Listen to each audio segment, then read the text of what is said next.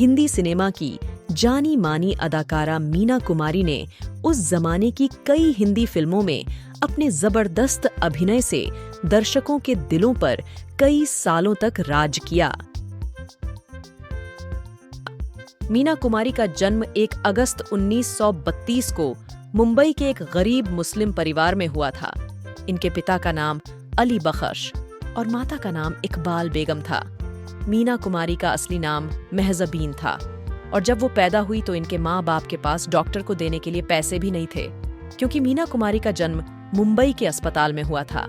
इनके पिता अली बख्श ने इनको एक मुस्लिम यतीमखाने में भेजने का फैसला किया और जब वो मीना कुमारी यानी महजबीन को यतीम खाने में छोड़कर आए तो नन्ही बच्ची की जुदाई बर्दाश्त नहीं कर पाए और वापस यतीमखाने जाकर बेटी महजबीन को घर लेकर आ गए।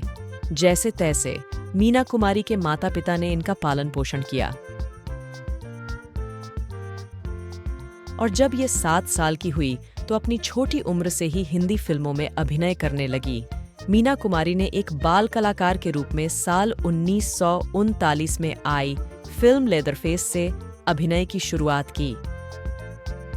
परिवार की गरीबी के कारण मीना कुमारी को अपने बचपन में ही स्कूल छोड़ना पड़ा था और जब मीना कुमारी को बचपन में फिल्म लेदरफेस में काम करने का मौका मिला तो इनके माता पिता इनको फिल्मों में काम दिलाने के लिए संघर्ष करने लगे, लेकिन मीना कुमारी को आसानी से फिल्मों में काम नहीं मिल पाया और वो 10 सालों तक फिल्मों में अभिनय करने के लिए लगातार संघर्ष करती रही।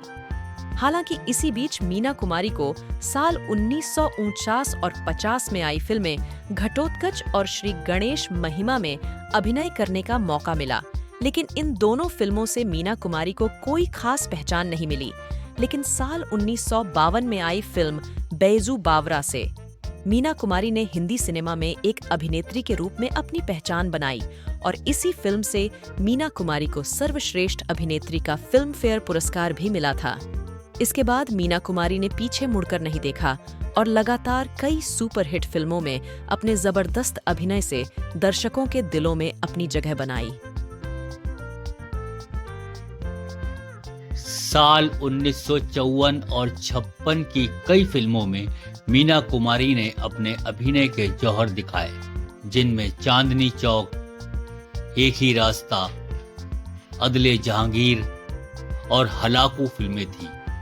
इन सब के अलावा साल 1957 में आई फिल्म मिस मैरी में मीना कुमारी ने दक्षिण भारत के मशहूर अभिनेता जेमिनी गणेशन और किशोर कुमार के साथ काम किया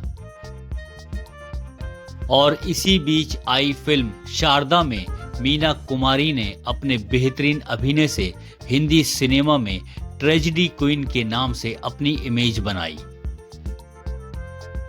साल 1962 में एक्टर और प्रोड्यूसर गुरुदत्त द्वारा निर्मित और अबरार अलवी द्वारा निर्देशित फिल्म साहिब बीवी और गुलाम ने अपने बेहतरीन संगीत और गीतों से दुनिया भर में धूम मचाई थी। इस फिल्म को 4 फिल्म फेयर पुरस्कार मिले, जिनमें मीना कुमारी को सर्वश्रेष्ठ अभिनेत्री का पुरस्कार भी शामिल था। इसके अलावा इस फिल्म को अंतर्राष्ट्रीय फिल्म महोत्सव में गोल्डन बियर के लिए भी नामित किया गया था। उस जमाने के जाने माने निर्देशक कमाल अमरोही से मीना कुमारी का प्रेम संबंध हुआ और साल 1952 को इन दोनों ने निकाह किया।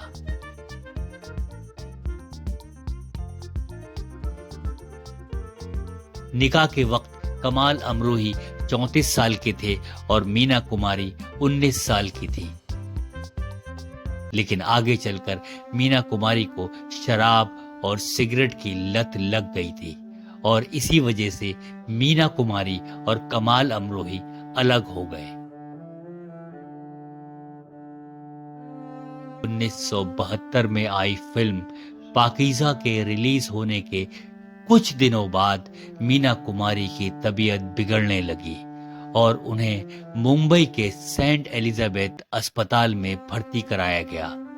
लेकिन दुर्भाग्य से 31 मार्च 1972 को दोपहर 3:25 पर महज 38 साल की उम्र में मीना कुमारी हमेशा के लिए इस दुनिया से चली गई।